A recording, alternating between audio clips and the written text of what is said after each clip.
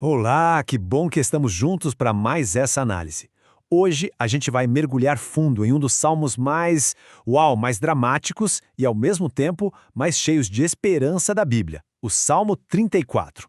É uma jornada, sabe? Uma que leva a gente do fundo do poço, da humilhação total, até o ponto mais alto do louvor. E aqui, olha, o contexto é tudo. A história não começa com um momento de glória, não. Começa com uma humilhação profunda. Pensa só, Davi, o herói de Israel, está fugindo para salvar a própria pele e vai parar justo em território inimigo. E para sobreviver, ele tem que se fingir de louco, agir como um demente, deixar a saliva escorrer pela barba. Tudo isso só para ser expulso em vez de morto.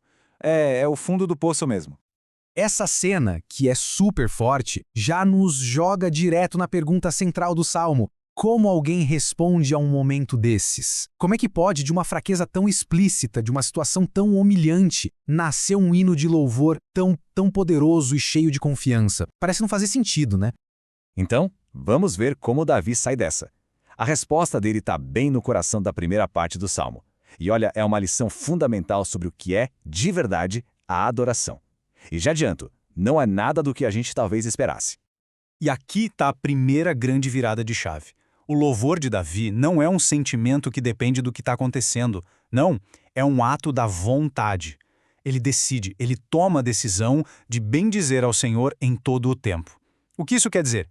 Quer dizer que mesmo ali, no meio do medo, da incerteza, escondido numa caverna, ele escolhe louvar.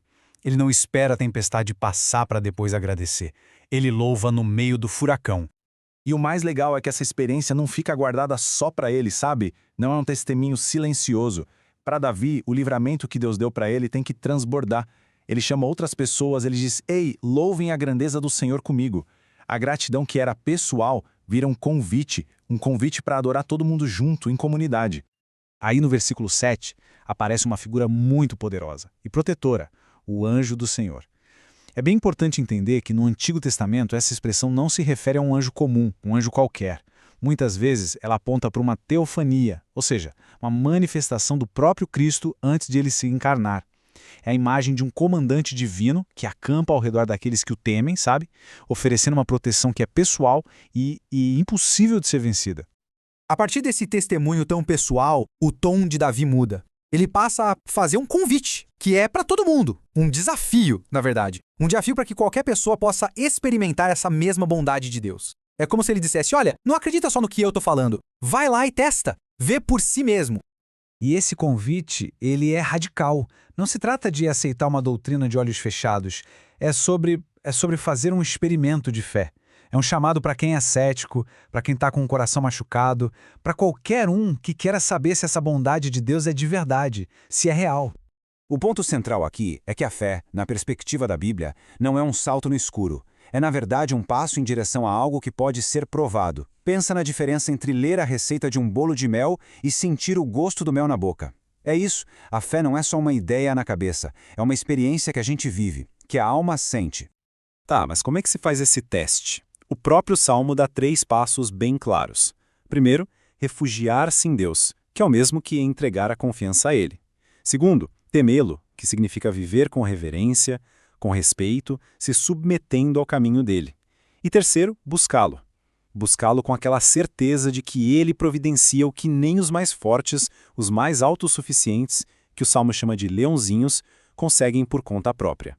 Bem, a partir daqui, o Salmo muda de novo. Ele vira quase uma aula, sabe? Um guia bem prático sobre como viver uma vida que agrada a Deus e que, como consequência, é uma vida verdadeiramente boa.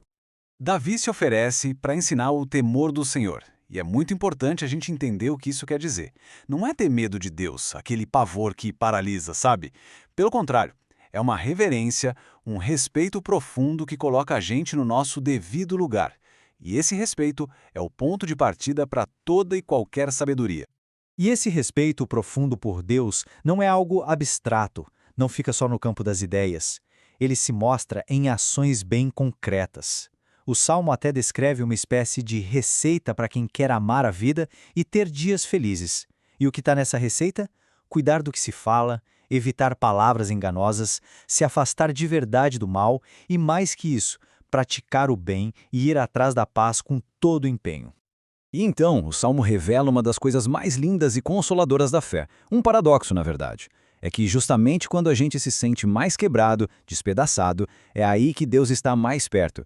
Ele não se aproxima por causa da nossa força ou da nossa autossuficiência, mas sim por causa da nossa fragilidade. No nosso momento de maior dor, é que a gente tem a garantia da maior proximidade dele. E agora, o Salmo dá um salto. A experiência pessoal de Davi, aquela que ele escreveu numa caverna, de repente aponta para algo muito, mas muito maior. Algo com implicações eternas, que ia atravessar os séculos.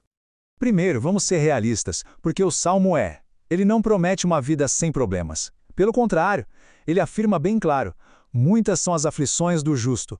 Ou seja, ser uma pessoa fiel a Deus não é um escudo mágico contra o sofrimento. Mas logo em seguida vem a promessa. No meio de todas essas aflições, Deus promete o livramento. E aí vem um detalhe incrivelmente específico. Ele preserva-lhe todos os ossos. Nenhum deles sequer será quebrado. Uma promessa que, olha só, ecoaria por 1000 anos. Pensa só na imensidão desse tempo todo. Lá por volta do ano 1000 a.C., Davi escreve essa promessa de proteção. Aí, a gente avança no tempo, uns 1000 anos depois, e numa colina fora de Jerusalém, essa promessa encontra seu cumprimento definitivo. O apóstolo João, quando ele está contando a história da crucificação, explica por que os soldados romanos não quebraram as pernas de Jesus. Era um costume da época para acelerar a morte. E para explicar o motivo, o que ele faz, ele cita diretamente o Salmo 34. Aquelas palavras que Davi escreveu sobre si mesmo eram, na verdade, uma profecia exata sobre o Messias. Então, depois dessa jornada incrível que levou a gente de uma caverna em Gades até o pé da cruz, o que a gente pode tirar disso tudo para a nossa vida hoje? Bom, primeiro que o louvor é uma decisão, uma escolha poderosa e não algo que depende das circunstâncias. Segundo, que a fé é um convite para a gente experimentar na prática a bondade de Deus. Terceiro, que nos momentos em que a gente está mais frágil, Deus está mais perto. E por fim, que o nosso livramento final, a nossa redenção, foi garantida no corpo de Cristo que não foi quebrado. E tudo isso deixa a gente com uma pergunta para refletir. Se o louvor mais profundo de Davi nasceu justamente no momento de maior fraqueza e humilhação dele, que tipo de louvor pode nascer das nossas próprias lutas hoje? Vale a pena pensar nisso. Até a próxima!